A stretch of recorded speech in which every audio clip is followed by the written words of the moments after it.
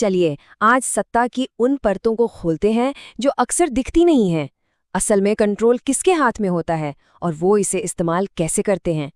सुनने में ही कितना बड़ा दावा लगता है ना, कि दुनिया के सबसे ताकतवर देशों में से एक का नेता एक कठपुतली। सोर्स का कहना है कि असली लगाम तो बेंजामिन नेतन्याहू के हाथ में है। मतलब ये सवाल ही दिमाग घुमा देता है, पर इसका जवाब उतना सीधा नहीं है। इसका लेना देना मिसाइलों या सेना से नहीं है, ये कुछ और ही है, कुछ ज्यादा बुनियादी। ये सोचना कि अमेरिका को इजराइल कंट्रोल कर सकता है एक पहेली जैसा लगता है, तो आज हम इसी पहेली के टुकड़ों को एक एक करके जोड़ने वाले हैं। तो फिर वो कौन सी एक चीज है, वो क्या राज है जो सत्ता का पूरा खेल ही पलट देता है? जवाब सिर्फ एक शब्द में है, पैसा। मतलब फाइनेंस पर कंट्रोल। और यही है वो गोल्डन रूल।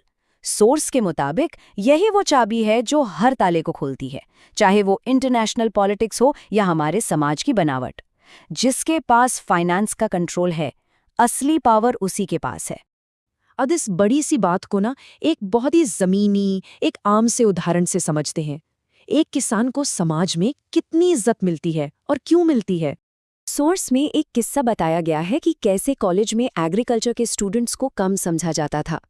देखिए, जो साइंस वाले थे वो तो खुद को सबसे ऊपर समझते थे, कॉमर्स वालों का मजाक उड़ाते थे, लेकिन बेचारे एग्रीकल्चर वाले, वो तो जैसे गिनती में ही नहीं थे। अब यहाँ एक बड़ी दिलचस्प बात है, क्या खेती किसानी जरूरी नहीं है?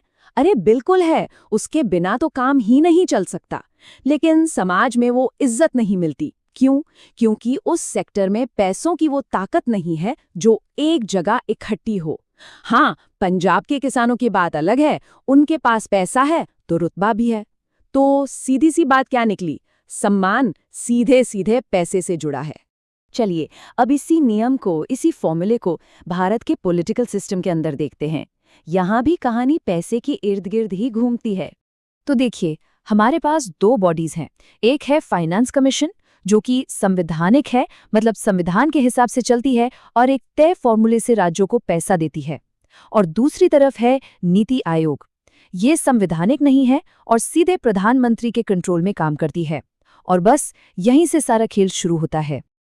अब समझिए ये काम कैसे करता है। फाइनेंस कमीशन तो देखिए अपना तय हिस्सा हर राज्य को देगा ही देगा, लेकिन मान लीजिए किसी राज्य में वही पार्टी की सरकार है जो केंद्र में है, तो केंद्र क्या करता है, वो नीति आयोग के जरिए उस राज्य को एक्स्ट्रा फंड्स दे सकता है। ये एक तरह से पॉलिटिकल टूल बन जाता है। एक मिनट के लिए सोचिए, किसी राज्य को एक यूनिवर्सिटी बनानी है, बजट है 8,000 करोड़ का, लेकिन राज्य के पास है सिर्फ 500 करोड़। अब क्या होगा? यहीं पर एंट्री होती है नीति आयोग की। केंद्र अपने बजट से ये पैसा दे सकता है और वो प्रोजेक्ट जो शायद कभी पूरा ही नहीं होता, वो बन जाता है। ये है पैसे की ताकत का एक जीता जागता उदाहरण। अब थोड़ा और अंदर चलते हैं, सत्ता के उन गलियारों में जहां मंत्री और आईएएस अफसर काम करते हैं। यहाँ पर पावर का खेल और भी बारीक और भी दिलचस्प हो जाता है। ऊपर से देखने में तो यही लगता है ना कि भाई मंत्री ही सब कुछ है, सारी पावर उसी के पास है। लेकिन असली ताकत उस इंसान के हाथ में होती है जो कागजों को, जो फाइलों को कंट्रोल करता है। जरा सोचिए, एक सीनियर आईएएस ऑफिसर है, मंत्री जी के पास दिन में 50 फाइलें लेकर आता है। अब मंत्री के पास इतना टाइम कहाँ कि वो एक एक लाइन पढ़ें। ऑफिसर बस इतना कहता है, सर यहाँ साइन कर दीजिए। और बस एक साइन और 15 करोड़ का कोई कॉन्ट्रैक्ट किसी और के पास चला जाता है। तो अब बताइए, असली फैसला किसने लिया? मंत्री ने, जिसके साइन है, या उस अफसर ने जिसने वो फाइल तैयार की थी? यही है डिटेल्स पर कंट्रोल की असली पावर। तो हमने कुछ अलग अलग कहानियां देखी। एक तरफ दुनिया के बड़े नेता, दूसरी तरफ एक किसान और फिर एक सरकारी अफसर। चलिए अब इन सारे डॉट्स को, इन सारे बिंदुओं को जोड़ते हैं। इन सभी कहानियों में एक ही धागा है जो सबको जोड़ता है, चाहे वो नेतन्याहू का ट्रंप पर असर हो, या किसान को समाज में मिलने वाली इज्जत, या फिर नीति आयोग का पॉलिटिकल इस्तेमाल, या उस आईएएस अफसर की छुपी हुई ताकत। इन सब के केंद्र में एक ही चीज है, फाइनेंस पर कंट्रोल। और ये बात कितनी कमाल की है कि ये पैटर्न, ये नियम कभी नहीं बदलता।